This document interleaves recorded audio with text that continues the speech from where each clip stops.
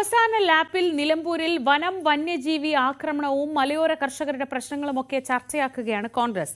വന്യമൃഗ ആക്രമണത്തിൽ പരിക്കേറ്റവരുടെ സംഗമം നിലമ്പൂരിൽ ഇന്നലെ സംഘടിപ്പിച്ചു. നിലമ്പൂർ മമ്പാട് സ്വദേശി കബീർ അലിക്ക് ഞായറാഴ്ചയാണ് കാട്ടുപന്നി ആക്രമണത്തിൽ പരിക്കേറ്റത്. ആശുപത്രിയിൽ ചികിത്സയിലായിരുന്ന കബീർ അലി ആംബുലൻസിൽ വന്നാണ് നിലമ്പൂരിലെ സംഗമത്തിൽ പങ്കെടുത്തത്. സർക്കാരിനോട് കബീർ അലിക്ക് പറയാനുള്ളത് ഇതാണ്. വന്യജീവിന്റെ ശല്യം വല്ലാണ്ടുണ്ട്, നമ്മുടെ നാട്ടില് വല്ലാണ്ടുണ്ട്. പന്നികളെ ശല്യമുണ്ട്, അതേപോലെ പിന്നെ നായ്ക്കളെ ശല്യമുണ്ട്. ഇവിടെ പുലി ഇറങ്ങിയിരുന്നു പടുത്ത്. പൊതുവെ ഭയങ്കര ശല്യമുണ്ട്. സർക്കാർ ഇടപെടണം. മലയോര മേഖലയിലെ ജനങ്ങളെ സർക്കാർ വിധിക്ക് വിട്ടുകൊടുത്തെന്ന് വന്യമൃഗ ആക്രമണത്തിൽ പരിക്കേറ്റവരുടെ സംഗമം ഉദ്ഘാടനം ചെയ്ത പ്രതിപക്ഷ നേതാവ് വി ഡി സതീശൻ പറഞ്ഞു.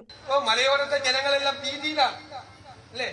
എപ്പോ ആന ഇറങ്ങാം? ഈ മിനിയാന്നൂടെ കടുവിറങ്ങി, പുലി ഇറങ്ങി, ആന ചവിട്ടിക്കൊല്ലിയാണ് ആളില്ലേ. എന്തൊരു ക്രൂരതയാണ് നടക്കുന്നത്. കുഞ്ഞുങ്ങളെ സ്കൂളിൽ വിടാൻ പറ്റുന്നില്ല. എല്ലാവരും കൃഷി നശിച്ചു അല്ലേ? പശുവിനെ കിടന്നാ ജീവിക്കുന്നത്. ആ പാല് കൊടുക്കാൻ പറ്റുന്നില്ല, കൊണ്ടുപോകാൻ പറ്റുന്നില്ല. പേടിയാണ്, ഭീതിയിലാണ് ആളുകൾ മുഴുവൻ ജീവിക്കുന്നത്. ആ ഭയത്തിലാണ് ആളുകൾ ജീവിക്കുന്നത്. അവരെ വിധിക്ക് വിട്ടുകൊടുത്തിരിക്കുകയാണ്. ആനയ്ക്കും കടുവയ്ക്കും പുലിക്കും പന്നിക്കും വിട്ടുകൊടുത്തിരിക്കുകയാണ് ഈ സർക്കാർ.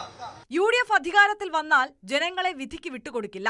എന്തൊക്കെ ചെയ്യാൻ കഴിയുമെന്ന് പറയുന്നത് ചെയ്യുമെന്നും വി ഡി സതീശൻ പറഞ്ഞു. UDFിലെ കർഷക സംഘടനകളുടെ നേതൃത്വത്തിൽ സംഘടിപ്പിച്ച പരിപാടിയിൽ വനം വന്യജീവി ആക്രമണത്തിൽ ഇരകളായവരും കൊല്ലപ്പെട്ടവരുടെ ബന്ധുക്കളും ഉൾപ്പെടെ നിരവധി പേർ പങ്കെടുത്തു. KPCC അധ്യക്ഷൻ സണ്ണി ജോസഫ്, മുസ്ലിം ലീഗ് സംസ്ഥാന ജനറൽ സെക്രട്ടറി PMA സലാം തുടങ്ങിയവർ പങ്കെടുത്തു. ന്യൂസ് 18 നിലമ്പൂർ.